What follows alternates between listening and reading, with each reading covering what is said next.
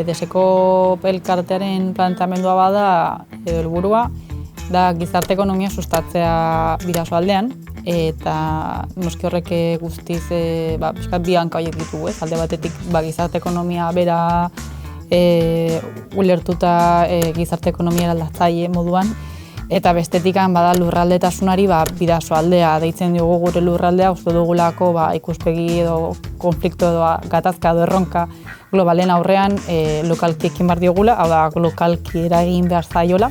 Eta ikusten genuen jartzela momentua beste pauso bat emateko, ez? Bai tokia, gune bat, egoitza bat eukitzea, eta aldi berean aterki juridiko sortzea gure proiektuak elkarlanak eta abar aurrera emateko bereziki, kanpora begira. Eta oso modu naturalean eta nahiko azkar uste dut, sortu ziren hainbat gauzak. Bapatean, ari ginen konpartitzen kontabilitate, fiskalitate eta laboralen kontu horiek, eta gainera modu solidario ordaintzen. Batean ekintzailetza oso diskurtso individualistaren baitan kokatzen da, ez? Bere burua egiten duen horren, pertsona horren, amets horren sortzaile edo pertsona naufrago bakarti horren irudia dago ekintzailearen atzean, eta uste dugu gizarte ekonomian ezin dela gehiago horrelako ekintzailetza bat sustatu.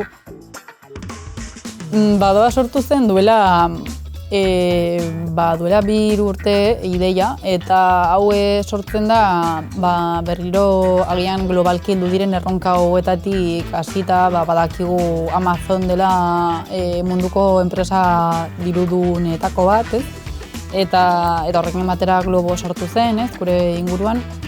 Eta gainera horren neko jarraian pandemia pasa zen, eta online erosketak eta etxerako banaketak asko hasi ziren. Neukan buruan horrelako run bat, zerbait egitea niretzako, ni nahi nuen izan nire denboraren jabea.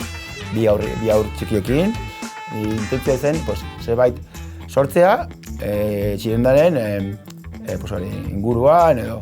Eta bueltatu nintzen orain dela 11 hilabete, bertzenatik, eta justo zegoen, ez dakit nola zan, badoa zegoen sortuta, baina zegoen pixkat en el limbo, ez?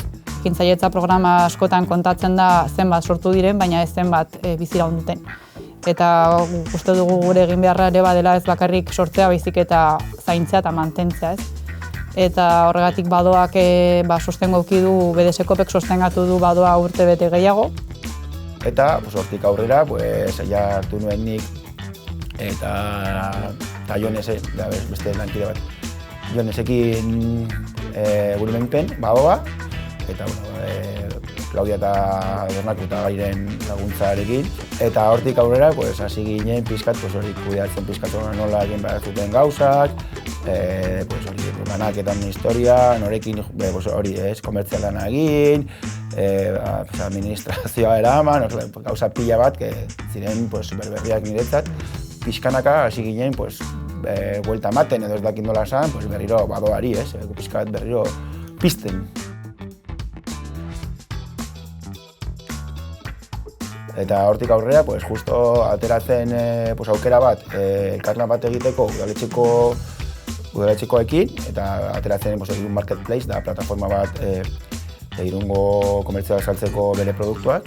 Eta beraz, proiektu hau Irun Market sortzen den momentuan, Irungo udalak badu interesa banaketa jasangarria izan zedin, eta horregatik gurekin harremanetan jarri ziren banaketa egiteko marketplace honetarako. Eta da aukera bat, pixka bat alde batetik Irungo komertzio lokala sustatzeko, eta beste alde batetik azkenengo bezeroari aukera hori eman eta errestasuna eman, eta gainera repartoa doain da. Eta gure funtzioa da banatzea. Konturatu garena da, dago jendea, zahartuta dagoen jendea, batez ere behar dute beste tratu bat, azkenean, ez?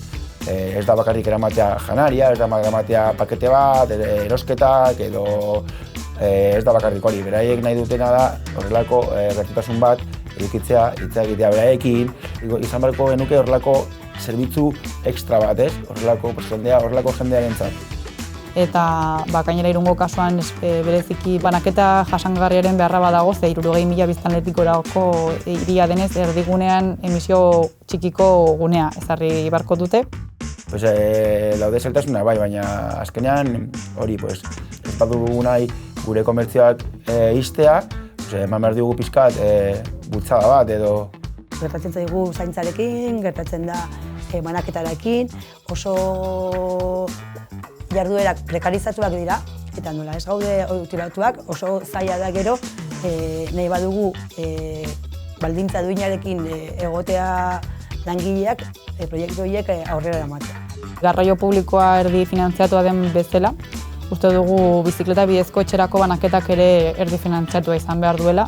Ikusten dugulako hori benetako prezio erreala ordainduko bagenu, litzatekeela inolaz ere jasangarria izango ez dendarientzako eta agian ez da azken kontsumitzailearentzako. Ondorioz, logika berarekin ikuste dute horren zabalpen bat egin beharko dela eta hau bezala agian beste arlo batzuetan ere ikusi beharko da erakunde publikoen esku hartzerik gabe benetako errentagarritasuna edo benetako jasangarritasuna eman daiteke.